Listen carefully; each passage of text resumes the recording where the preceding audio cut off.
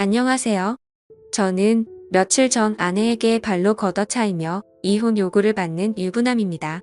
그런데 억울하기도 하고 아니면 아내의 반응이 당연한 것 같기도 하고 답답한 마음에 욕을 왕창 먹을 각오로 사연을 보내봅니다. 제 이야기를 듣고 많은 조언 부탁드립니다. 아내와는 나이 차가 무려 8살 차이 납니다. 그래서 주변에서는 많이들 부러워했습니다. 물론 저 역시도 이쁘고 어린 아내이기에 너무 좋지만 때로는 무언가 공감할 수 없고 너무 어리고 해맑기만 한철 없는 여동생 같기도 하였습니다. 그런 아내를 화나게 만드는 단 한 가지가 있습니다. 그것은 장모님입니다. 장모님은 아내의 생모는 아닙니다. 장인어른께서 아내의 생모이자 첫 번째 부인과는 사별을 하셨습니다. 그 후로 아내와 처남을 홀로 키우셨습니다. 아내와 처남이 장가를 간 이후에 어느 날 만나는 여자가 있다며 재혼을 하고 싶다고 말씀을 하셨습니다. 가족들은 처음에 장인어른의 말씀에 당황을 하였지만 모두들 환영한다며 그분을 소개해달라고 하였습니다. 그분이 지금의 장모님이십니다. 처음 뵙는 날의 장모님 모습을 아직도 잊지 못합니다. 장인어른보다 무려 15살이 어린 저보다 고작 3살 많은 누나였습니다. 그리고 복장이 짧은 치마에 쫙 달라붙는 티셔츠를 입었고 짙은 화장 냄새가 진동을 하였습니다. 소개하는 자리보다는 나이트나 클럽이 더 잘 어울릴 것 같은 모습이었습니다. 식사와 함께 대화를 오고 갔지만 다들 반응은 냉담했습니다. 아내도 처남도 이거는 아니라면서 절대 반대를 하였고 그분은 그분의 겉모습과 달리는 속은 여리고 착하다며 이해해달라고 하셨습니다. 평생을 너희의 인생을 위해서 살았는데 남은 장인어른의 인생도 지켜달라고 하셨습니다. 한동안 불화가 있었지만 결국 장인어른 뜻대로 재혼을 하시게 되었습니다. 너무나 어린 새엄마 새장모님에 대한 호칭도 부자연스럽고 어색했지만 그래도 장인어른이 행복해 하셨기에 모두들 노력하였습니다. 그렇게 행복할 것만 시간은 길지 않았습니다. 2년쯤 지나서 장인어른은 암에 걸리셨고 몇 번이 수술과 항암 치료를 하였지만 약 1년의 투병 생활 끝에 돌아가셨습니다. 아내는 젊은 장모님이 장인어른의 나이나 건강 상태를 고려하지 않은 채 무리하게 여행도 다니고 밤늦게 데이트도 다니고 술도 같이 많이 마시면서 일찍 돌아가시게 된 거라며 원망하였습니다. 제가 봐도 장인어른께서 2년 사이에 많이 수척해지신 것 같았습니다. 그러니 아내는 더욱 장모님을 원망하였고 장인어른이 계실 때에도 가족들과 장모님 사이에는 분명 안 보이는 벽이 있었습니다. 결국 모든 가족들의 원망과 화살은 장모님께 쏠렸습니다. 장인어른은 이렇게 될 것을 미리 예상하셨던 것 같습니다. 어느 날 평소와 다름없이 낮의 시간에 나서 병원에 들렸습니다. 병원비를 결제하고 병실에 올라갔습니다. 장인어른 혼자 계셨고 조용히 할 말이 있다며 바람 쐬려 나가자고 하셨습니다. 맞사위였던 저는 그전에도 장인어른과 소주 한 잔씩 하면서 말동무를 해드리곤 하였습니다. 많이 답답하고 힘드시죠? 하면서 장인어른께 말씀을 드렸습니다. 한참을 고민하시면서 혹시라도 자기가 죽게 된다면 아주 가끔이라도 장모 찾아뵙고 안부라도 물어주면 안 되냐고 하시는 것이었습니다. 그러시며 장모도 많이 외로운 사람이라며 부탁한다고 하셨습니다. 빨리 쾌차하셔서 집으로 가시면 장모님께도 더 잘해주고 처갓집에 더 자주 찾아뵙겠다고 하였습니다. 자네만 믿는다며 저한테 여러 번 부탁하셨습니다. 장례가 끝나고 어느 정도 시간이 지났을 때쯤 장모님께 전화를 드렸습니다. 집에 그냥 계신다고 하셨습니다. 퇴근하고 과일 및 고기 등 이것저것 사서 처갓집에 들렸습니다. 아내 보고 같이 가자고 하면 불같이 화를 내며 안 갈 것이 뻔하기에 퇴근길에 혼자 갔습니다. 장모님께서 말을 안 한지 사람을 안 만난지 며칠이나 지났는지 모르겠다며 반갑다고 하셨습니다. 장모님도 많이 수척해지시고 예전과 달리 얼굴에 그늘이 가득했습니다. 장모님의 이런저런 넋두리와 저녁 식사를 마치고 나왔습니다.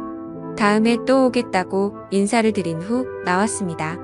고맙다고 자주자주 놀려오라고 하시는 모습에 마음이 아팠습니다.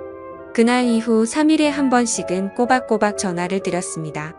집에만 계시지 말고 친구도 만나시고 나들이도 다니시라고 말씀을 드렸습니다. 갈 곳도 만날 사람도 없다며 그냥 집이 좋다고 하셨습니다. 그래서 정말 외출하고 싶으신데 가실 곳이 없으시면 점심때 회사 근처로 오셔서 전화 달라고 하였습니다. 언제든지 나가서 맛있는 점심 싸드리겠다고 하였습니다. 그 후로 가끔 오셔서 점심도 같이 먹고 카페도 가서 대화도 하였습니다. 어느 날 아내가 이런 사실을 알게 되었고 저한테 불같이 화를 내었습니다.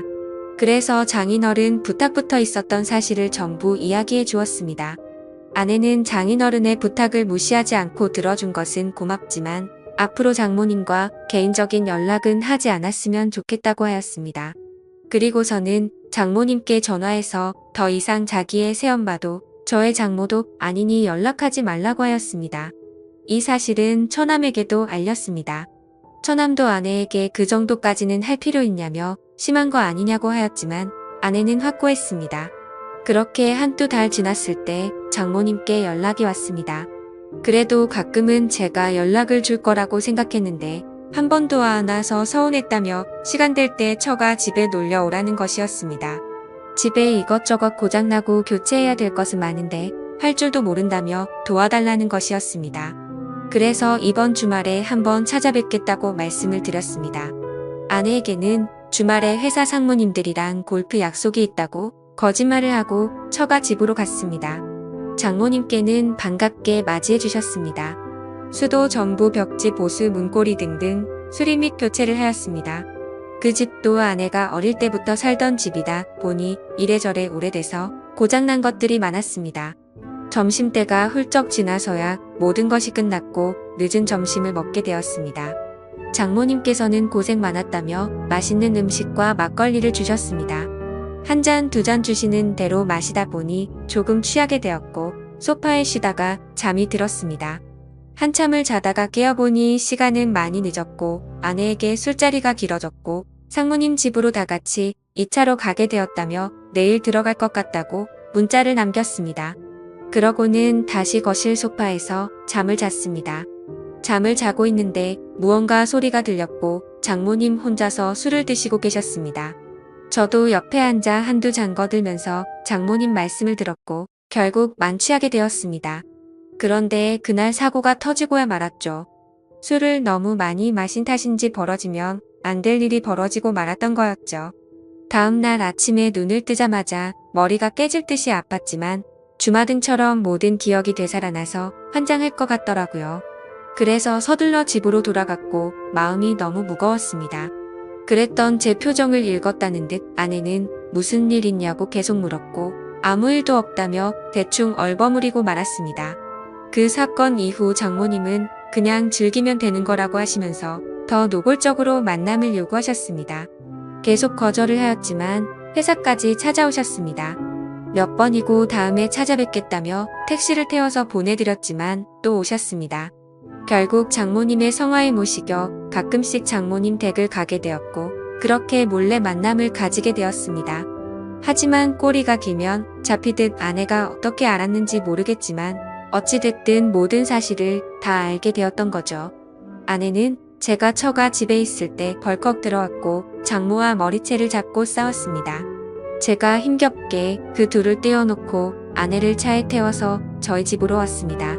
오는 길에 장모와 아내는 전화로 싸웠고 그 와중에 장모의 이야기를 듣게 되었습니다. 아내의 태도가 너무 마음에 안 들어서 일부러 꼬신 거라며 약 올리더라고요. 그러더니 아내 보고 남편 관리나 잘하라는 것이었습니다.